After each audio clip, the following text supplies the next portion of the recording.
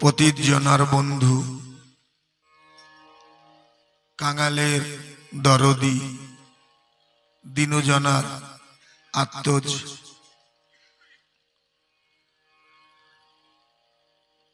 দয়াল হরিচাঁদ, জগৎ জননী, শান্তিমাতা, মুক্তিবারিধি, দেবাদিদেব, মহাকাল গুরুচাঁদ, আদ্যাশক্তি মহামায়া সত্যভামা দেবীর রাতুল আতুল চরণে দণ্ডবত প্রণতি জ্ঞাপন করছি।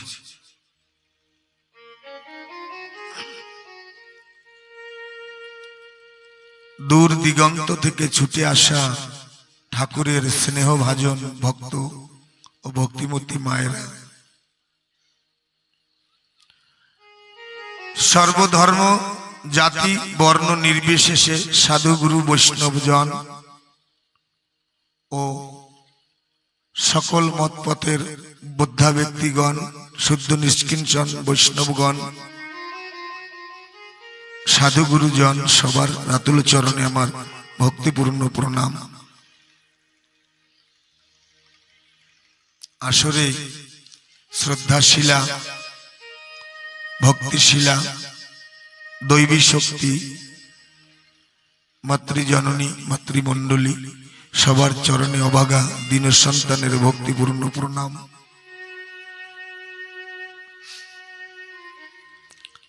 ছত্তিশগড় রাজ্যে কাঙ্কের জেলা মধ্যে পাখাঞ্জোর সমীপে পিভি 73 নম্বরে এই 3 দিবসীয় শ্রী শ্রী হরি লীলামৃত কথার এক বিরাট আয়োজন। উক্ত আয়োজন এই মহেন্দ্রক্ষণে আজ শ্রীহরি মন্দির প্রাঙ্গণে এই 3 দিবসীয় লীলামৃত কথার আজ দ্বিতীয় রজনী বা দিবস।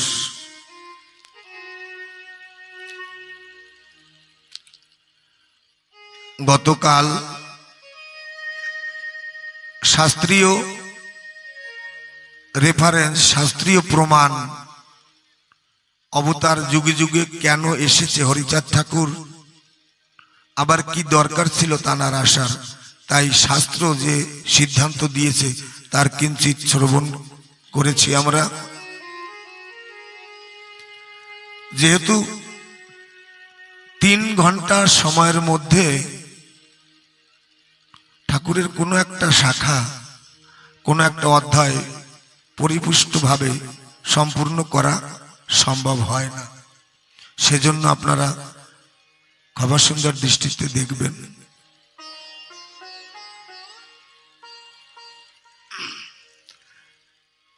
আজ দ্বিতীয় দিবস, সকলে আশীর্বাদ করবেন যেন ঠাকুরের মনোমতো, ঠাকুর যা ভালোবাসে, ঠাকুর যে সকল কথা শুনতে তার আনন্দ লাগে, সেই সকল কথা যেন ঠাকুর নিজে কৃপা করে ভক্তর করুণায় করিয়ে দেয় বা বলান। হে মঙ্গলময় গুরুচাঁদ, তোমার কথামৃত মধুর চেয়েও মধুময়, তোমার মুখ নিঃসৃত উপদেশ বাণী ত্রিতাপে তাপিত নরকুলকে অমৃতের অধিকারী করিয়াত লোক। আজ আমরা লীলামৃত অবগত হয়েছি শুধু আর শুধুমাত্র কবি চূড়ামণি শ্রীমৎ তারক ভাগবতের করুণায়। আমি তারক চাঁদের চরণে ভক্তিপূর্ণ প্রণাম রেখে এই স্থলখানা,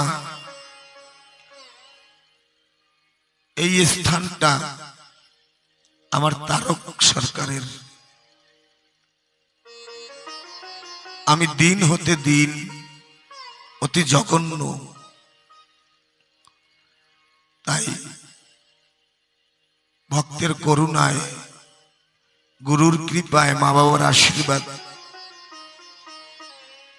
যার কারণে আমাকে এই জায়গায় বসিয়েছে, কিন্তু আমি এই জায়গার অধিকারী নই। আমি সকলার চরণের ধুলার তলে থাকা মানুষ।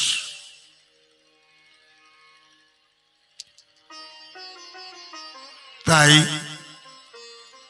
সুন্দর হয়েছে সভা, সভাখানা হয়েছে মনোলোভা। সম্মুখে বসেছেন যেন দেবী আর দেবা, সবাইকে করছি দর্শন।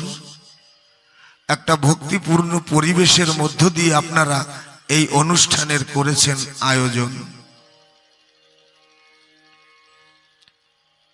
সর্বপ্রথম একটি কথা বলতে হয়, সেটা না বললে নয়। আমি অধম, অজ্ঞান, ভজন শূন্য, ভক্তিহীন, কাঙাল। আমার মতো প্রেম শূন্য মানুষ পৃথিবীতে দ্বিতীয়টি পাবেন না। আমার অশ্বিনীকর্তা লিখলেন, প্রেম শূন্য জীর্ণ দেহে কিবা প্রয়োজন। তদ্রূপ আমি প্রেম শূন্য, ভক্তি শূন্য, জ্ঞান শূন্য। তবু আমি পতঙ্গ হয়ে করিতে চাই অগ্নি নিবারণ, অন্ধ হয়ে করিতে চাই যেন দিক দর্শন, বোবা হয়ে চাই যেন ভাষা প্রকাশিতে, আর বামন হয়ে চাই যেন চন্দ্রমা ধরিতে। আমার মতো অধম বাতুলের পক্ষে ওই পিপাসা নিবারণ করার জন্য এই শ্রী শ্রী হরি লীলামৃত ভক্তি সাগরকে সিঞ্চন করা দুরাশা মাত্র। তবু আমি গুরুমুখে শুনেছি,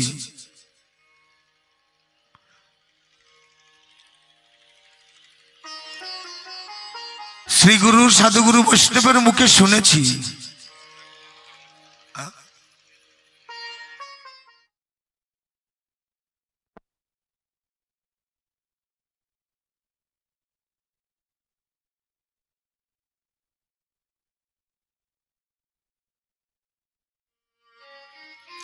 তবু আমি গুরুমুখে শুনেছি মহাকাশ নবদল শশী নামে এক নক্ষত্র জলে।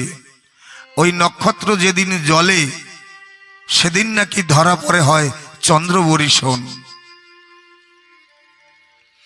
আর ওই চন্দ্রবর্ষা যখন হয় তা জানিতে পারে সমুদ্র তলদেশে থাকে ঝিনুক। আর জগতে কেহ জানতে পারে না এই চন্দ্র বরিশনের সংবাদ।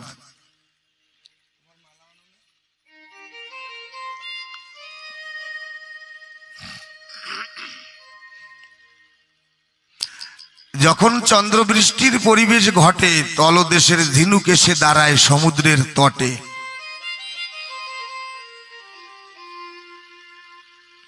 এসে হা করে বসে থাকে। সাথী নক্ষত্রের জল গর্ভে নিয়ে পুনঃ যায় সমুদ্রের অতল।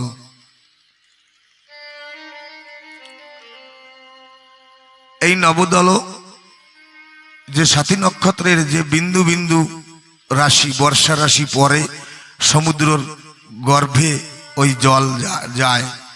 এই জল নিয়ে সমুদ্র পুনঃ ঝিনুক পুনঃ সমুদ্রের তলদেশে চলে যায়।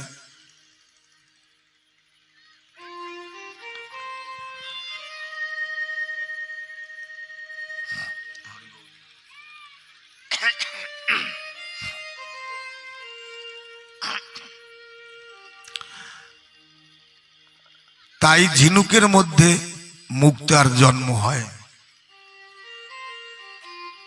তদ্রূপ ঠাকুরের স্নেহভাজন ভক্ত যারা, সাথী নক্ষত্রের মতো ভক্ত আপনারা, প্রেম বাড়ি স্বরূপ। আপনাদের এই প্রেম বাড়ি যদি বর্ষিত হয় এই শূন্য ঝিনুকের মাথায়, তাহলে হয়তো হতে পারে শ্রীহরি কথা, প্রেম আলাপন। তাছাড়া আমার পক্ষে সম্ভব না। আমার সাধ্য আছে কিন্তু সাধ্য নাই। হে শ্রীহরি চাঁদ, তোমাকে জানাই নমি পদে ভক্তি হৃদে এই নিবেদন। গোলকের হরি তুমি যশোমন্তের নন্দন। আমি অজ্ঞ অসৌভাগ্য না জানি সাধন, কি দিয়া পুজিব তব রাতুল চরণ। হরি তোমারে কে দিব আমি, তুমি হও অন্তর্যামী, আমার বলতে নাই কহেন ধন। তোমার ধন তোমাকে দেওয়া, তোমার কৃপায় তোমায় চাওয়া, আমার চাওয়া করিলাম অর্পণ। আমার যখন সকল কিছু চাওয়া তোমার চরণে অর্পণ করলাম, আর কিছু চাই না হরি, অন্তিম কালে দিও শ্রী চরণ। যত আছো ভক্তগণ পদে রেখো, পদে যেন আমার থাকে মন। কেটে দাও মায়ারও বন্ধন, হয়ে মায়ার বশীভূত, ভুলে না যাই ওই শ্রীপদ। হরি ভক্তের পদে আমার এই নিবেদন। শ্রী শ্রী হরি লীলামৃত অপারম্পর কথা, অপার অসীম সিন্ধু, ব্রহ্মা যার পায় না এক বিন্দু। মানবে কি পাবে কুল কিনার, সমুদ্রের জল যদি কলসিতে ভরি, সমুদ্রের বালি যদি গনিবারে পারি, যদি বা গুনিতে পারি আকাশেরও তারা, যদি বা গুনিতে পারি বরিশারও ধারা। বর্ষার যে ধারা পড়ে, যদি পরিমাণ করার চেষ্টা করে বৈজ্ঞানিকরা তা গুণে বের করতে পারে। মরিচের চূর্ণ যদি পরিমাণ করি, তথাপিও শ্রী হরিচাঁদের লীলা বর্ণিতে না পারি। তবে শুনেছি সাধুগুরুর মুখে, পঙ্গুজনে লঙ্গে গিরি বোবা কথা কয়, অন্ধজন চক্ষে দেখে মহৎ কৃপায়। আপনারা মহাজন, গুণীজন, সাধুজন, ভক্তজন, ভক্তিমতী মা, আমি অন্ধ, অজ্ঞতার গভীরতম গভীর আধারে আমার জন্মগ্রহণ। আমি আরো শুনেছি, বাজিকর ছায়াবাজি দেখায় বিপুল, নাচাইতে পারে তারা কাষ্ঠেরও পুতুল। আমি একটা কাষ্ঠপুত্তলিকা সম। ভক্তি রজ্জু দিয়ে আপনারা যেভাবে নাচাবেন আমি সেইভাবে নাচতে পারি। বালকেরা খেলে যেন করি খেলা দান, নানাভাবে পড়ি করি গড়াগড়ি যান। করিতে না জানে আমি কি খেলা খেলাই, খেরুবিনে সে খেলা বুঝিবে সাধ্য নাই। তাই হে দয়াল হরিচাঁদ, তুমি শ্রোতা, তুমি বক্তা, তুমি গুণীজন, কৃপা করে দিও গুরু রাতুল চরণ। আমি কাঙাল, তুমি দয়াল, রাখিও এই মনে। আমি অভাজন, তুমি মহাজন, রাখিও চরণে। জয় হরিচাঁদ, জয় গুরুচাঁদ। হরি বল হরি।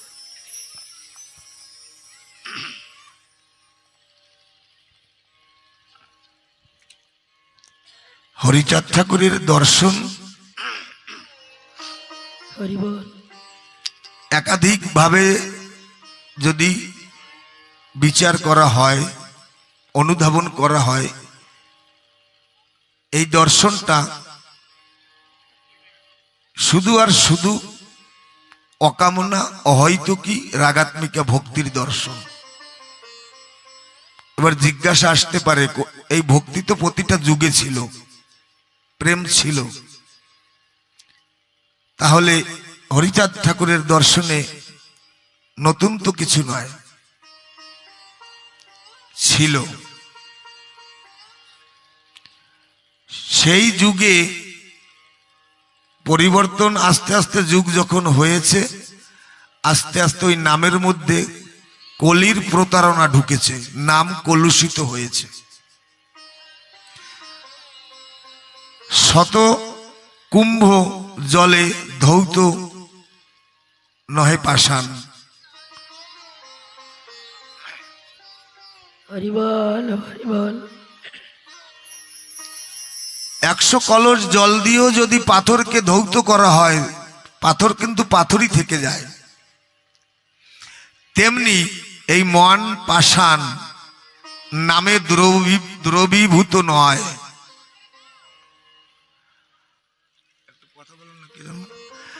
নামে পাষাণও গলিল, আমার মন পাষাণ গলল না।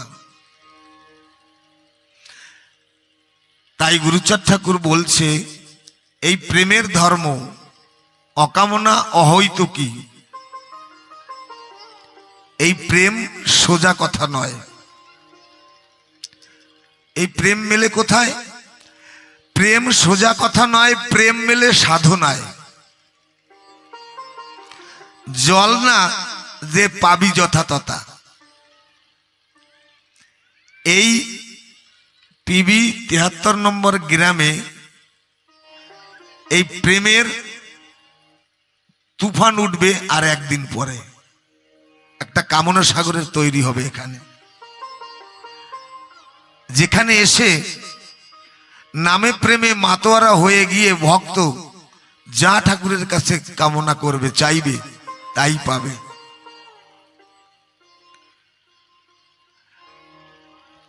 তাহলে মতুয়া দর্শনের সাধনাটা হলো এই,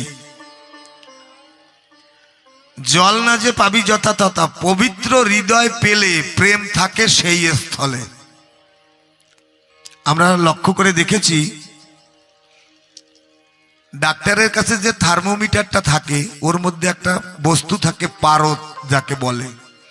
ওই পারদটা কিন্তু কোনো বস্তু দিয়ে তাকে ধরা যায় না, আকর্ষিত করা যায় না। ওতে একটা টেম্পারেচার থাকে,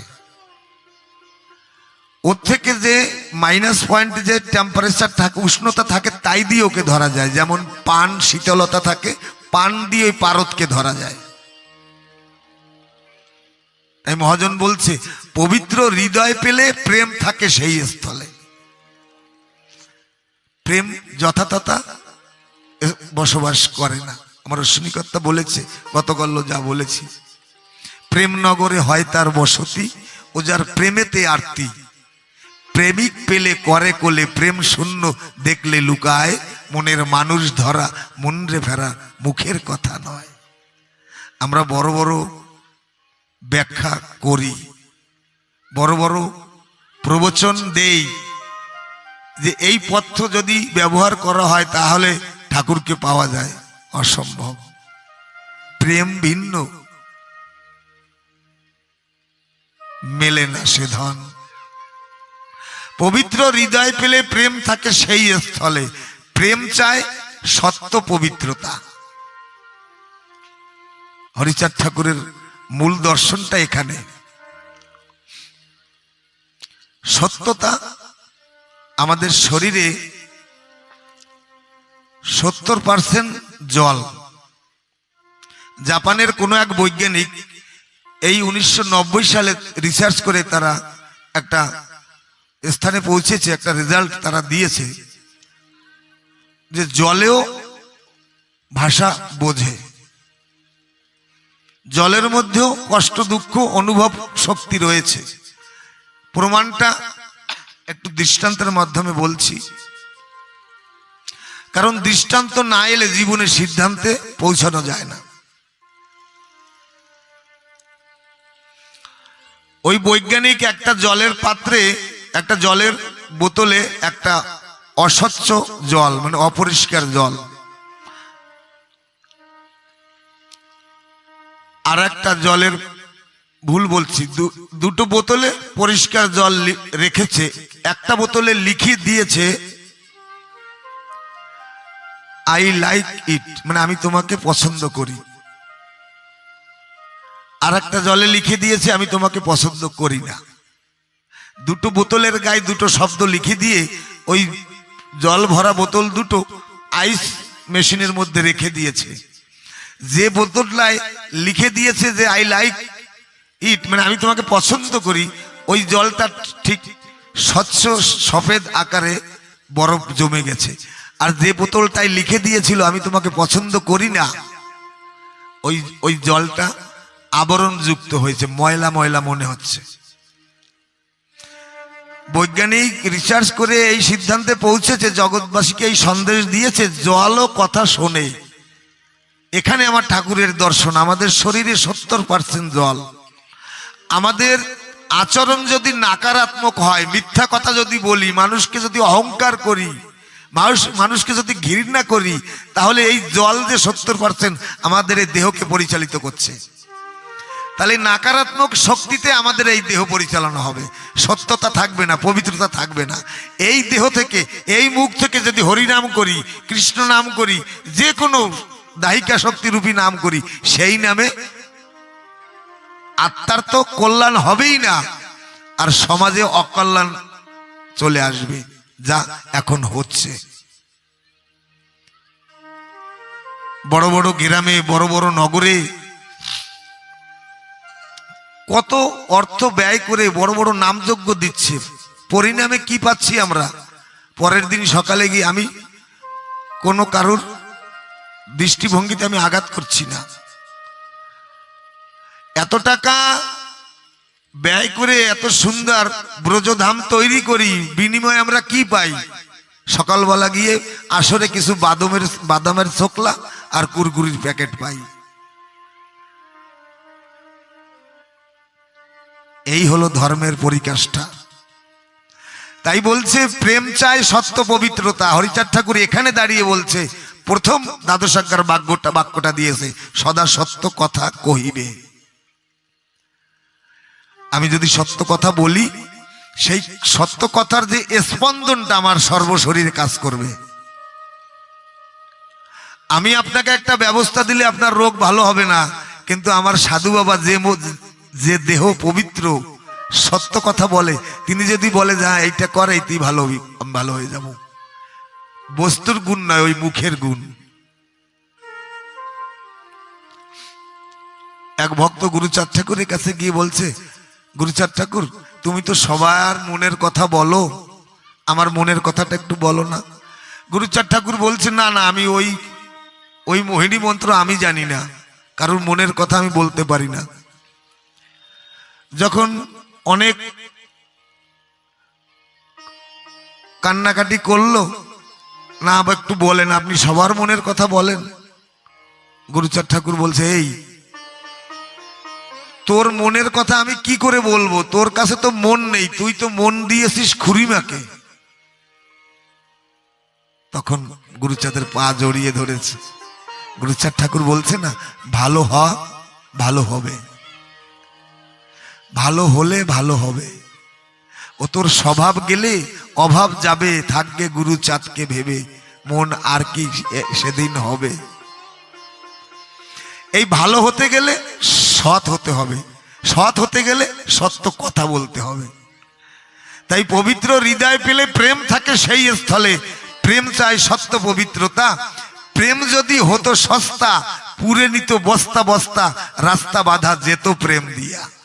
আমরা যে ব্যাখ্যা করি, বাহাদুরি করি, জাহিরি করি, প্রেম সম্পর্কে আলোচনা দিয়ে ভাবের ঘরে থেকে কত আমরা কান্নাকাটি করি, ও প্রেমের কান্না নয়।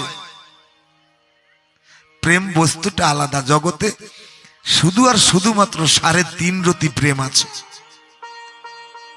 এই 3.5 রতি প্রেম কোথায় থাকে? সেই 3.5 রতি প্রেমের মেলা বসবে আর একদিন পরে এখানে ভক্তরা হরিনাম করতে করতে অজ্ঞান যাবে, সজ্ঞান যাবে, বাহ্য জ্ঞান তোর পড়ে রবে। এই দশা তোর যখন হবে, চিদানন্দে উঠবে নিশান। হরিনাম করতে করতে ওই ভক্ত দেখবে না আমি কৃষ্ণ ভক্ত, না আমি গৌর ভক্ত, না আমি অনুকূল ঠাকুরের ভক্ত, ওই দেখবে না। হরিচাঁদ ঠাকুর যে বৈজ্ঞানিক মতটা দিয়েছে জগৎকে, আমরা অ্যানালাইসিস, আমরা অনুধাবন করি না, বিচার করতে চাই না। কারণ সত্যতা নাই আমাদের মধ্যে, সেই সৎ সাহস নাই আমাদের মধ্যে। মতুয়ারা উদ্দণ্ড কীর্তন কেন করে?